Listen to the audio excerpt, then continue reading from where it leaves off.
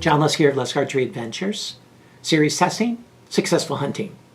I've got a new broadhead test for you today. It's another budget broadhead test by Allen. Okay, Allen is the company. You can find their broadheads in Walmart. You can find them on eBay. You can find them on Amazon. You can find them anywhere. And they keep coming out with more and more models, which means the older models just get less and less expensive. Okay, and this is one of those really inexpensive models. And thanks to a buddy, Casey Smith, who donated a pack of these, we're going to put them to the test. These are the PowerPoint chisels, okay, PowerPoint chisel 3-blade broadhead here, pretty inexpensive, and I'm going to be testing them using all of my regimen for 2022. And for a detailed description about that, you can read about it in the description box right below this video. So let's zoom on in here and check it out. Oh, and I'm going to be using my my Bowtech CP28 set at 72 pounds for most of the shooting, and I'm using Bishop FOC King arrows for most of those shots as well. But then for the really hard impact stuff,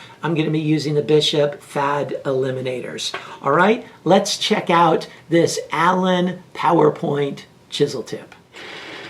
Here's a good look at the head, and you'll notice there's a slight wobble to it, but nothing really to be concerned about. Pretty straightforward 3-blade design.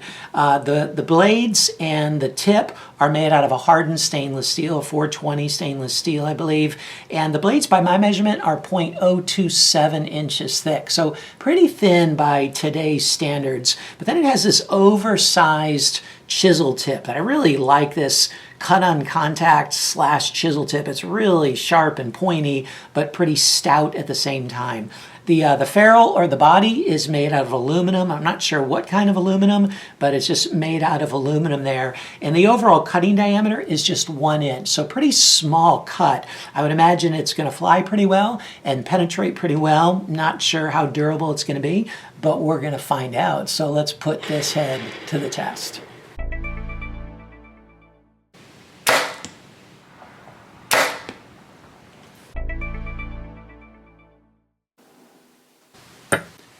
.250.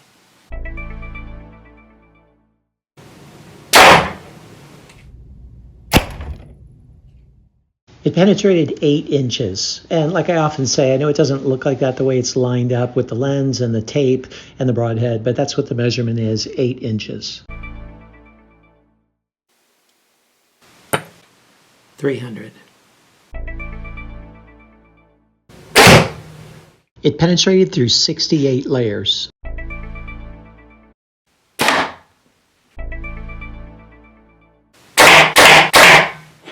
So here's the PowerPoint after the 3rd shot in the MDF. And, you know, the tip looks great. Actually, the whole thing looks really good, but it lost this one blade here. And unfortunately, I couldn't get it out of my target. I mean, I lost it somewhere in the target. I hate it when that happens. But I don't know if you can even make it out here. You probably can't. But what happened was it cut back into this big washer that they have. And you can see the other blades have done that as well. Like this doesn't come off because the blades are stuck in it. But that one cut back a little bit further, and that allowed it to be to come loose from the ferrule right there. So this was kind of the weak point in it. And so it did that. It held up really well through the first 2 shots in the MDF, but that was on the 3rd shot. So, and it also got a bend to it, as you can see. That's that aluminum ferrule that, you know, gets pretty narrow there. But, you know, the tip is just in really excellent shape. And unfortunately, it's not going to make it on to the steel plate or to the cinder block round because it already lost a blade on the MDF. So what'd you think of the PowerPoint chisel? You know what? I just think there's a lot better choices, all right? It has a good price point, that's for sure. And, you know, it flew relatively well. It penetrated pretty well. Those were some strengths. But for a fixed blade head, I expect a lot more durability than losing a blade on the MDF round. That was just disappointing. I mean, even if a mechanical does that, I'm really disappointed, but especially with a fixed blade head.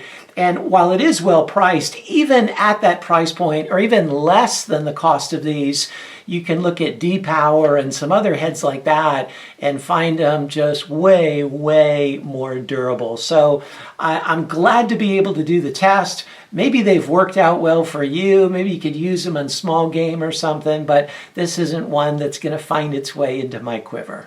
But check out the score sheet and see how it performed in the areas that matter to you the most and see if it might be a good fit for you.